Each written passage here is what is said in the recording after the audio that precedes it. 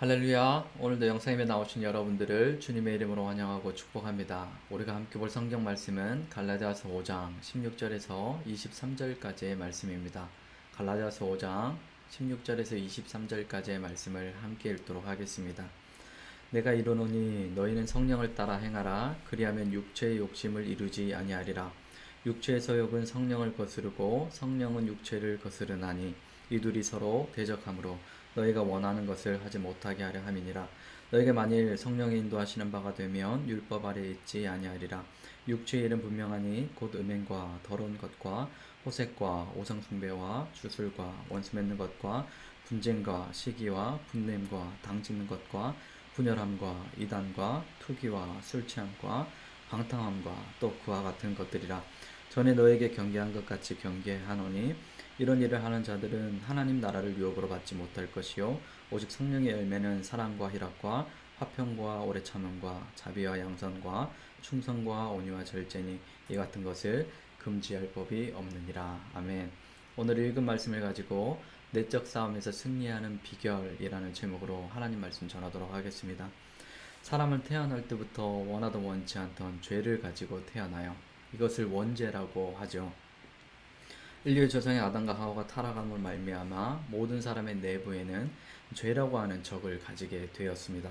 그래서 사람에게는 근심, 불안, 염려가 찾아오고 분노와 혈기, 짜증, 미움, 증오까지 생기는 이런 일들이 반복되어지고 있다 하는 것입니다.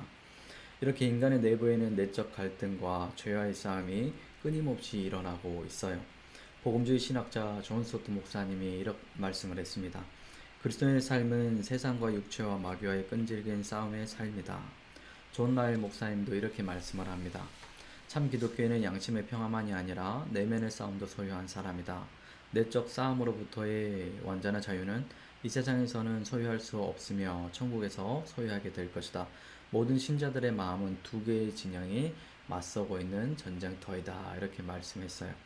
두 분 목사님 말씀하신 것처럼 성도는 타락한 본성과 거듭난 본성, 이 둘이 활발하게 움직이는 상태를 볼 수 있다 하는 겁니다. 간혹 어떤 사람들은 이렇게 말하는 분들이 있어요. 예수님 믿고 천국 가는데 날마다 싸울 필요가 있느냐, 이렇게 말하는 분들도 있습니다. 어떤 분은 예수님 믿고 거듭났는데 타락한 본성이 전혀 나타나지 않는다라고 말하는 분들도 있어요. 이에 대해서 사도 바울은 디모데후서 4장 7절에서 이렇게 말씀을 해요. 나는 선한 싸움을 싸우고 나의 달려갈 길을 마치고 믿음을 지켰으니. 날마다 사도 바울은 선한 싸움을 싸웠다고 말하고 있고 믿음을 지켰다라고 말씀하고 있습니다. 왜 그렇습니까? 성도는 구원에 있어서 이미와 아직 사이에 놓여 있기 때문에 그렇습니다. 날마다 이기는 삶을 살아가야 되는 이유가 여기에 있는 거예요. 내적인 싸움에서도 우리가 반드시 승리해야 되는 이유가 여기에 있는 것이죠. 우리가 알고 있기로는 구원은 단번에 이루어졌어요. 믿으면 구원받았다고 말합니다. 맞는 말입니다. 그런데 아직 아니라고 성경은 또 말하고 있어요. 성경을 더 깊이 연구해 보면 구원은 이루어 가야 한다라고 말씀하고 있습니다. 빌립보서 2장 12절 말씀에 보시면 그러므로 나의 사랑하는 자들아 너희가 나 있을 때뿐 아니라 더욱 지금 나 없을 때에도 항상 복종하여 두렵고 떨림으로 너희 구원을 이루어라, 이렇게 말씀합니다. 이처럼 구원은 이미와 아직 사이에 있기 때문에 성도는 하나님 나라로 들어갈 때까지 계속적인 성화의 과정이 일어나야 하고 끊임없는 내적 싸움에서 승리해야 하는 것입니다. 그러면 우리가 어떻게 해야 내적 싸움에서 승리할 수 있을까요? 그것은 본문 16절에 보면 잘 나와 있는데 이렇게 말씀합니다. 내가 이르노니 너희는 성령을 따라 행하라. 그리하면 육체의 욕심을 이루지 아니하리라. 이렇게 말씀하고 있어요. 우리가 내적 싸움에서 승리를 하려면 성령을 쫓아 행하는 사람이 되어야 합니다. 육체의 소욕은 성령을 거스르고 성령은 육체를 거스르나니 이들이 서로 대적하므로 너희가 원하는 것을 하지 못하게 하려 함이니라 하고 말씀하고 있어요. 믿는 자들에게는 성령님이 계십니다. 성령님은 우리 안에 항상 계셔서 거룩한 욕구를 일으켜 주시죠. 하나님 말씀대로 살아갈 수 있도록 강한 소원을 일으켜 주시고 천국의 소망을 주셔서 항상 의로운 길로 인도해 주십니다.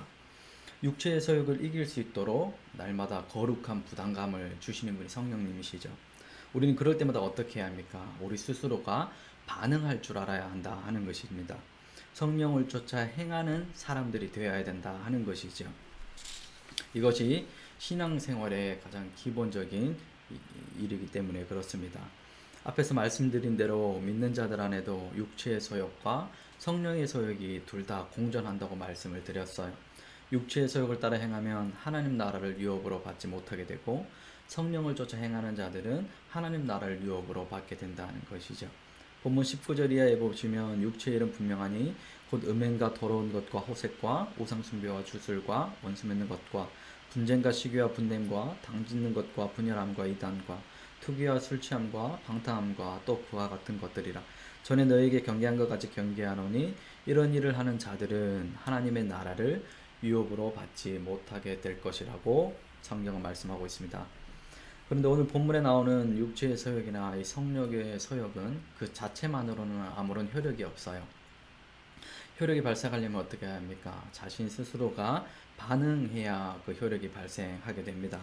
그래서 사도 바울도 자신의 내면에 일어나고 있는 이런 싸움에서 육체의 소욕과 이런 성령의 소욕 두 가지의 이 갈등 속에서 날마다 어떻게 살았다고 말씀하냐면 자신의 의지를 매일마다 성령님께 드렸다라고 이렇게 고백하고 있어요. 빌립보서 2장 12절 14절 말씀에 보면 그러므로 나의 사랑하는 자들아 너희가 나 있을 때뿐만 아니라 더욱 지금 나 없을 때에도 항상 복종에 두렵고 떨림으로 너희 구원을 이루어라.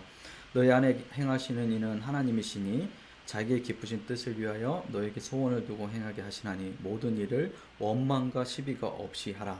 고린도전서 15장 31절 형제들아 내가 그리스도 예수 우리 주 안에서 가진 바 너희에 대한 나의 자랑을 두고 단언하노니 나는 날마다 죽노라. 갈라디아서 5장 24절 그리스도 예수의 사람들은 육체와 함께 그 정욕과 탐심을 십자가에 못 박았느니라. 사도 바울이 어떤 삶을 살았다고 말씀합니까?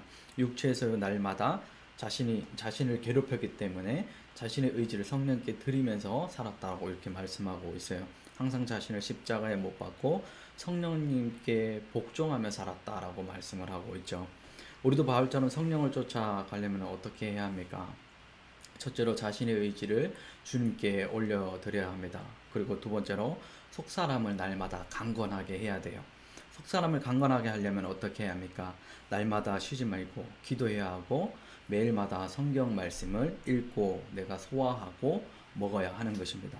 그리고 오늘 본문에 나오는 이 성령의 9가지 열매로 자신을 항상 돌아보아 성령을 쫓아 행하고 살아가고 있는지 아닌지를 분별해 볼 수 있어야 한다 하는 것이죠.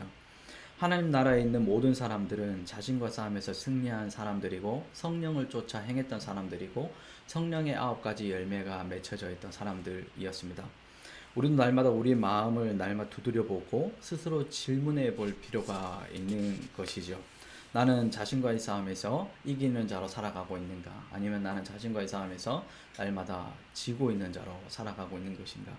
내적 싸움에서 승리하느냐 못하느냐 이것은 우리가 죽고 사는 사활이 걸린 문제다 하는 것입니다. 내 안의 싸움은 주님 앞에 서는 날까지 계속 일어나요. 육체의 소욕과 성령의 소욕 이 두 가지가 계속 일어나게 됩니다. 그럴 때마다 우리는 반드시 어때야 합니까? 이기는 자로 서 있어야 돼요. 그러려면 성령의 열매가 나타나는 사람이 되어야 되고 성령을 쫓아 살아가는 사람이 되어야 되고 그러려면 날마다 기도에 힘쓰고 말씀을 먹고 주님의 음성을 듣고 살아가는 자로 서 있어야 되는 것이죠. 육체를 위하여 나는 심을 것인가 성령을 위하여 심을 것인가 내 안에 무엇을 먹이냐에 따라서 잘 먹이는 쪽이 승리하게 됩니다. 가을철에 풍성한 결실이 그냥 찾아오는 것이 아닌 것처럼 우리의 승패도 그냥 저절로 이루어지는 것이 아니에요. 우리는 날마다 기도와 말씀으로 무장해야 되고 속사람을 강건하게 만들어야 되고 성령을 쫓아 날마다 나의 의지를 드리는 바울처럼 그러한 삶을 우리도 계속해서 살아나가야 된다라고 하는 것입니다. 하나님 나라에 있는 사람들은 이 성령의 9가지 열매가 나타났어요. 나는 사랑이 있는가? 나는 기쁨이 있는가? 평화가 있는가? 나는 다른 사람의 악행에 대해 오래 참는가? 나는 자비로운 사람인가? 양선의 열매를 맺고 있는 사람인가? 충성된 자인가? 나의 마음은 온유한 자인가? 절제하는 생활을 하는가? 이런 자신의 내면을 항상 점검해 보는 것이죠. 자신의 내면 영적 상태를 이 하나님 말씀으로 잘 분별해 보시면서 오늘도 자신과의 싸움에서 승리할 수 있는 저와 여러분 될 수 있기를 예수님의 이름으로 축복합니다. 아멘.